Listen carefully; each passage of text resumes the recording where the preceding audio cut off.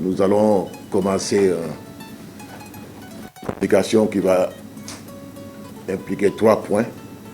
Le premier point, c'est la liste de la présélection des garçons qui vont jouer le pré-TQO au Nigeria. Je pense que c'est une bonne opportunité que nous avons pour préparer l'Afrobasket 2025. J'en parle parce que le pré-TQO, c'est une compétition qu'il faut gagner pour aller au TQO avant d'espérer aller aux Jeux Olympiques. Mais au niveau de la fédération, nous avons tout fait pour y aller avec le maximum de notre potentiel existant réel aujourd'hui, parce que nous avons envie de mire l'Afrobasket 2025 qui est un objectif majeur. Alors, l'entraîneur national de Sagana Diop et son staff, Mamadou Gueye Pabi et Amadou Mbodj, ont confectionné une liste de 22 joueurs qui vont commencer les entraînements à partir du 20 de ce mois, 20 juillet. Sont retenus Eladji Branco Badjo, Mamadou Labine Samb, Jean-Jacques Boissy, Ahmed Tidjani Bamba, il est à Villanova University aux États-Unis, Mamadou Faye, Mohamed Al-Ganiaï, Ousmane Ndiaye, c'est un élément des U18 de l'année dernière qui joue à Baskonia, Dahaba Magassa, aussi qui est un produit de notre U19 de l'année dernière, Seydou Ousmane Ndiaye, il joue à Mulhouse en France, Babacar Sané en G-League, Papa Moustapha Diop, Samba Dali Fall, AS Douane, Ibrahima Fall Faye. Jusque-là, jusqu'à hier avant-hier, il est maintenant à Nanterre. Amar Silla, Real Betis Séville. Ousmane Diop, en Italie. Gorgui Sidia, Youssouf Ndoye, Boubacar Touré, Lamine Diané, Delaware, Ibou Djanko Badji, c'est un ancien du U18, Khalifa Ababakar Diop aussi, et Gora Kamara. Excusez.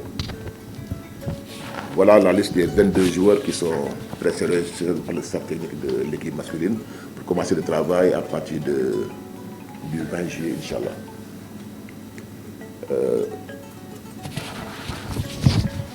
Nous allons passer à la liste de l'équipe féminine qui va participer aux Jeux de la francophonie. Et à la même période que l'Afrobasket féminin, du 28 juillet au 6 août. L'année dernière, déjà, nous avions entamé un stage, nous avons fait à Dakar un stage de 3 semaines, financé entièrement par la Fédération sénégalaise de basketball. En son temps, on avait dit qu'on voulait détecter notre potentiel jeune de 25 ans et moins, dans l'optique d'assurer la relève de l'équipe féminine. Et cette présélection de l'équipe des U25, pour nous, à la direction technique, est très, très, très importante parce qu'elle nous permettra de savoir où est-ce que nous avons comme potentiel jeune au niveau des baskets féminins. Nyomakan, c'est Didi qui était avec l'équipe A. Elle joue au Portugal. Aminata Tal, c'est une ancienne de SID Academy et NBA Africa qui est aux États-Unis. Mam Maria Magnan, c'est une binationale qui joue en France en Ligue 2. Seydou Kandoy, AS Ville de Dakar. Julie Dacosta, qui joue en Espagne. Laurence Sabine Diédhiou, elle joue au Dakar University Club. Khadijatou Bigué Sarr, qui joue en France. Khadija Faye, c'est les U18 il y a 2 ans. Fanta Gassama aussi, ISA, l'université. Ndeye Yassine Fall, Jaraaf. Ndeye Seynabou Dieye, Jaraaf. Mam Koumba Fall, Dakar University Club. Aïssatou Fall, Jeanne d'Arc. Mam Sirefal, Jaraf, Amina Ali, États-Unis, Université, Koumbagnan, Jean d'Arc de Dakar, et Aïcha Ndour, qui est aussi dans la présélection de l'équipe des seniors. Alors, vous conviendrez avec moi qu'il y a Biguessa, Ndenyoma et Aïcha qui sont dans l'équipe senior, à qui j'avais dit, si vous êtes retenu, vous continuez avec les seniors, si vous n'êtes pas retenu, vous retournez jouer en U25. Donc voilà la liste des 17 joueuses qui sont présélectionnées par le coach Elhadji Mamou-Thiam Diop, à qui j'ai confié cette année les destinées de cette équipe U25.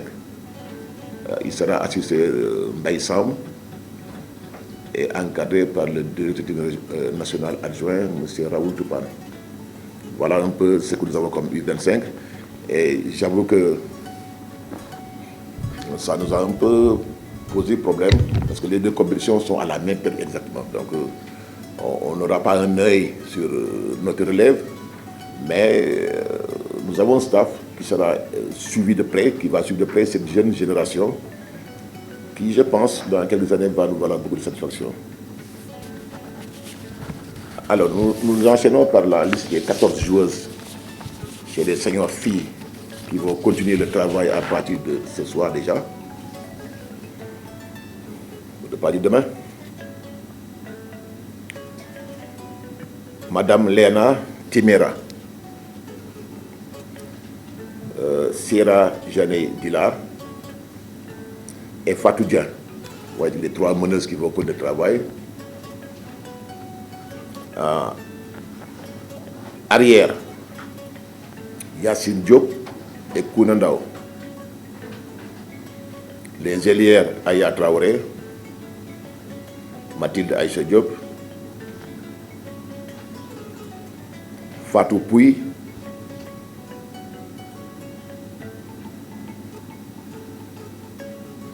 et Fatou Silla, son nom Fatou Silla.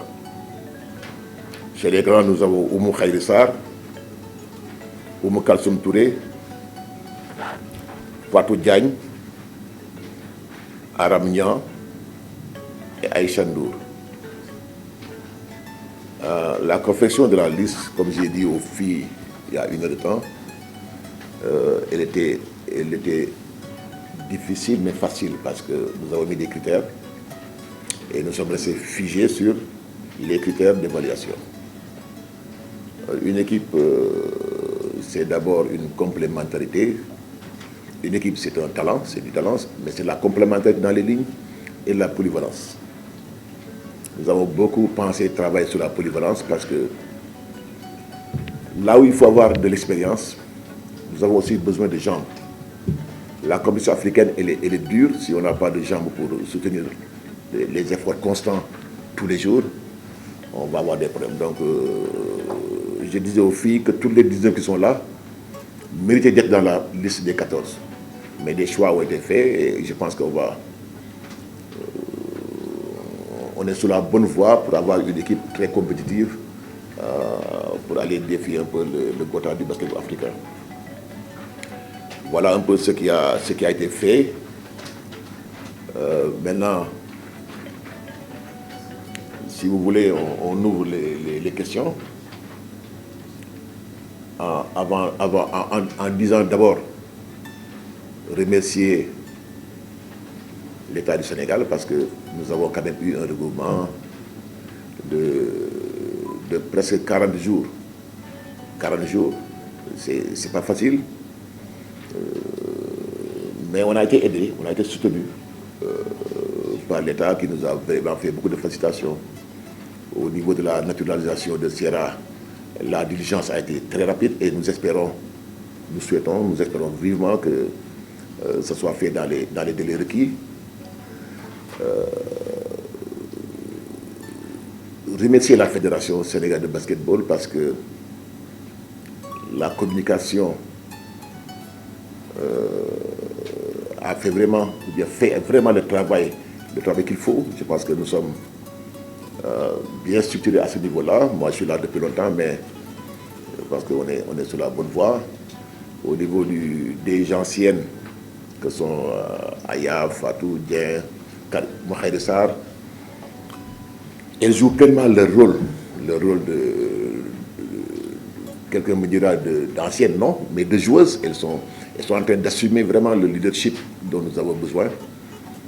Maintenant, au fil des questions, je pense qu'on va approfondir les choses parce que le travail, je pense, a été fait depuis un moment. Il faut maintenant s'arrêter, évaluer, communiquer pour reprendre le travail. Merci, Président Maïmouna, merci, Manager Modica. Uniquement des joueurs à des postes, mais nous avons besoin de polyvalents à un moment donné pour combler d'éventuelles difficultés. Mais j'avoue que toutes les 19 joueuses ont été remarquables, remarquables d'abnégation, de discipline. Et ça, je l'ai dit tout à l'heure, je les ai beaucoup félicités parce que le groupe a été très sain, vivait très bien et ils ont beaucoup travaillé.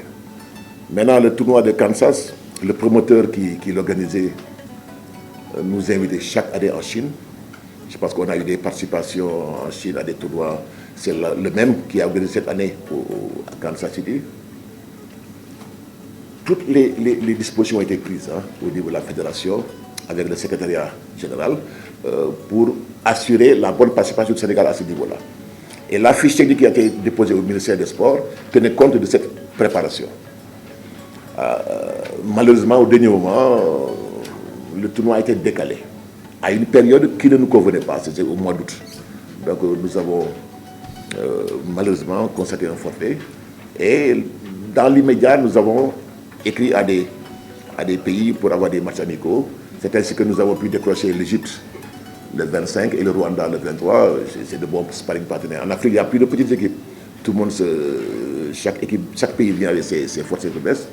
Mais ça nous permettra de bien travailler à Rwanda avec le décalage horaire, avec l'attitude, un peu pour bien préparer la compétition. C'est le podium dans le désordre. Je disais aux filles hier que dans leur intervention à la presse, ces 15 derniers jours, elles disaient « nous y allons pour gagner ». J'ai dit c'est bien que vous ayez en tête qu'on doit, quand on est le Sénégal, on doit toujours aller en compétition pour gagner. On doit se donner les moyens de gagner. Il y a 7 ans, quand on allait à Yaoundé avec les Lions, je disais, vous m'excusez, les déclarations d'intention ne servent à rien du tout. Nous voulons. Je pense qu'à la place, il faut peut-être beaucoup travailler dans l'humilité, dans la sérénité, pour avoir des arguments pour gagner. Gagner ne se décrète pas. Toutes les équipes qui viennent qui iront au Rwanda iront pour gagner. Et nous, on va défendre grandement nos chances. Cette année, on a une belle équipe. Ça, je l'avoue, vraiment, j'ai été agréablement surpris par la qualité des joueuses, par leur détermination.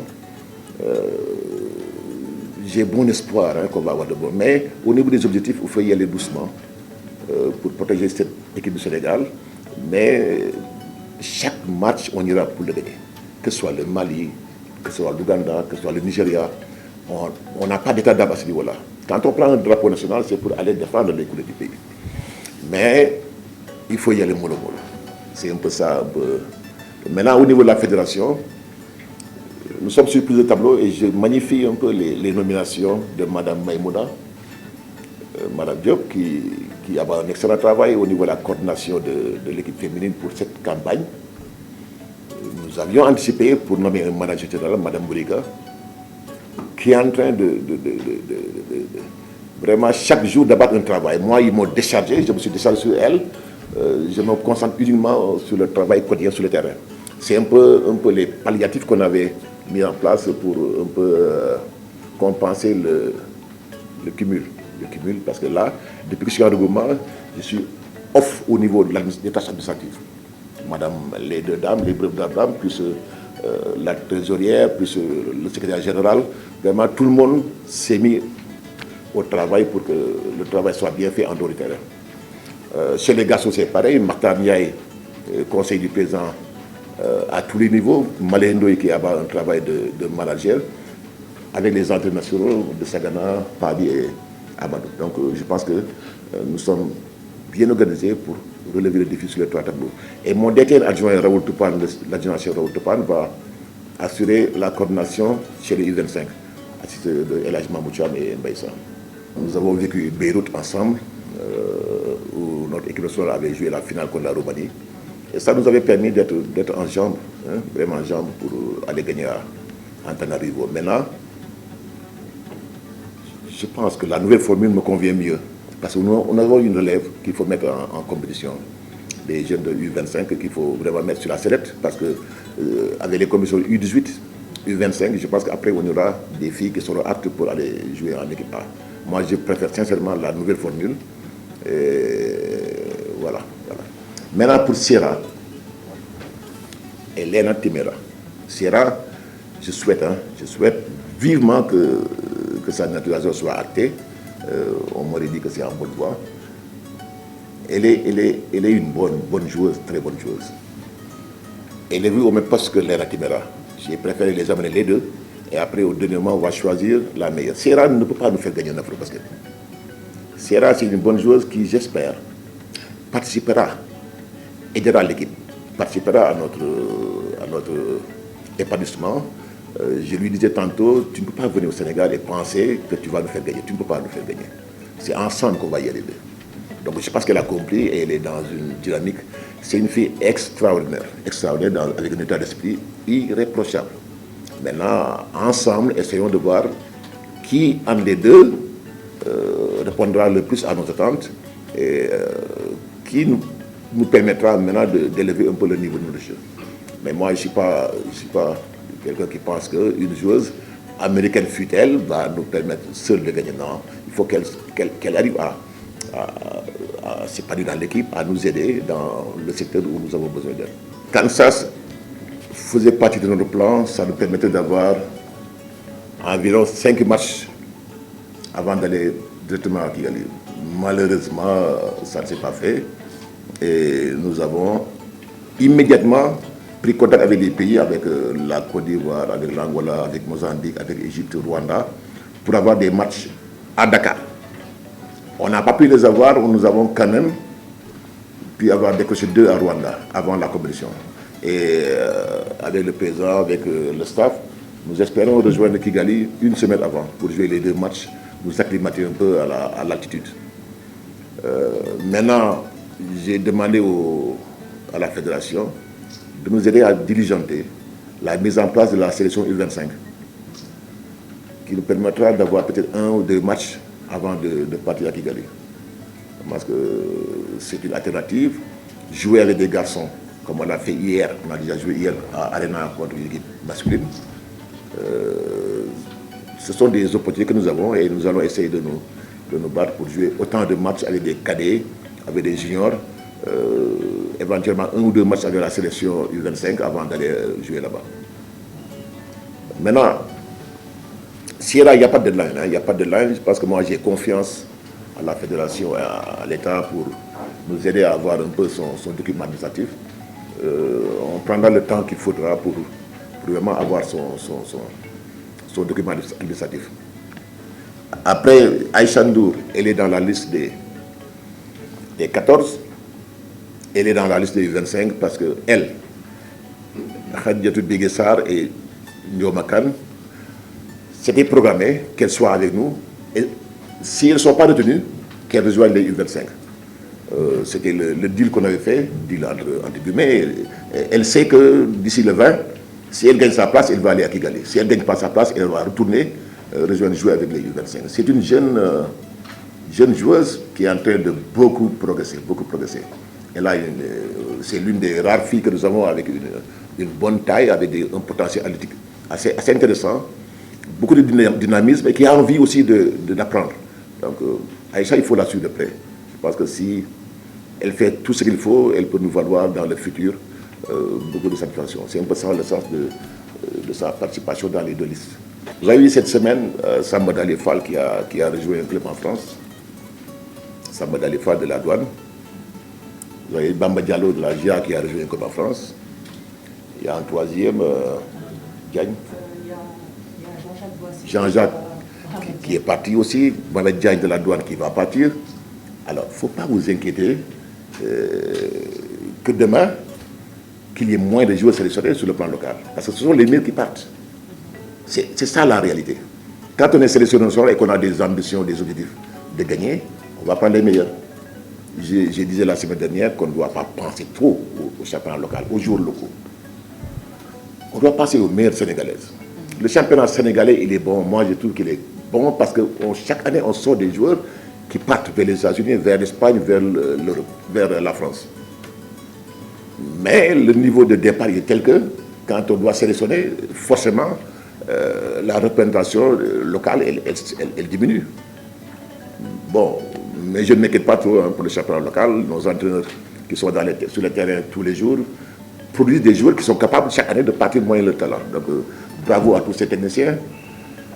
Maintenant, pour le projet futur de la sélection en tant que DTN, je disais qu'après Rwanda, on prendra une décision par rapport à l'organisation de des équipes nationales. Vous voyez sur la liste des joueuses qui sont les 14, à part Fatou Dien, Aya et Oumou Khairi, il y a beaucoup de jeunes qui sont là. Beaucoup de jeunes. Nous voulons avoir un bon résultat et aussi assurer un peu la pérennité de l'équipe dans le futur. Nous sommes permis de mettre beaucoup de jeunes joueuses. On peut en citer, hein. Aramnia, Aïchandour, Sohna Fatila, Fatou Pouy, Mathilde, Kouna, Sierra, Léna Tibera. On est en train de mettre en place plus celles qui vont émerger au niveau des U25. Donc moi, je suis très optimiste par rapport au futur de notre basketball national. Donc, au moment d'aller à Kigali, je pense nullement, sincèrement, à l'après. Je pense à la compétition.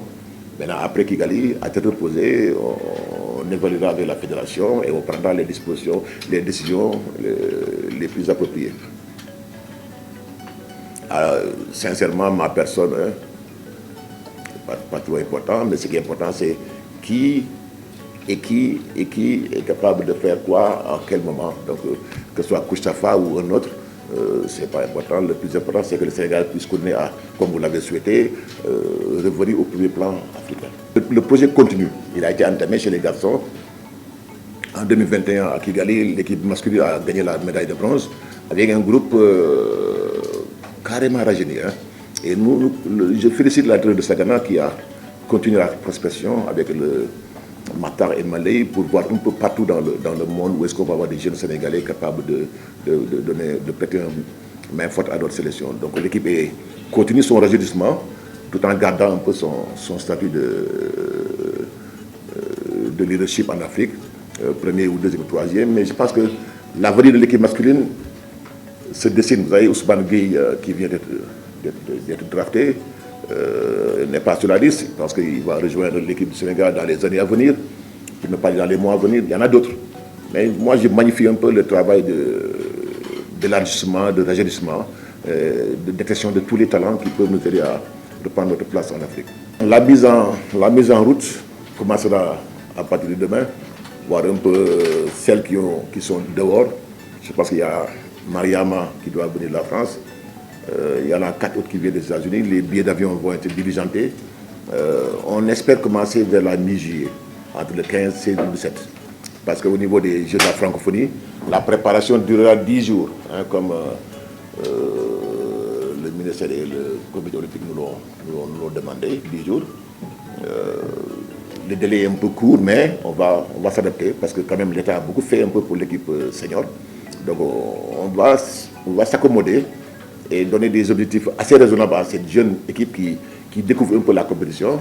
On ne va pas trop se focaliser, ne pas leur mettre trop la pression.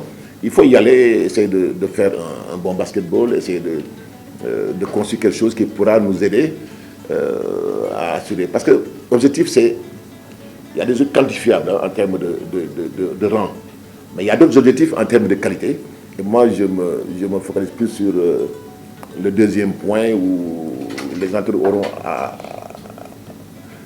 à bien travailler pour nous proposer des jeunes qui vont peut-être l'année prochaine ou dans 2 ans intégrer l'équipe A. C'est un peu ça l'objectif majeur, même si quand on est au Sénégal aussi, on doit aller pour avoir le meilleur résultat possible.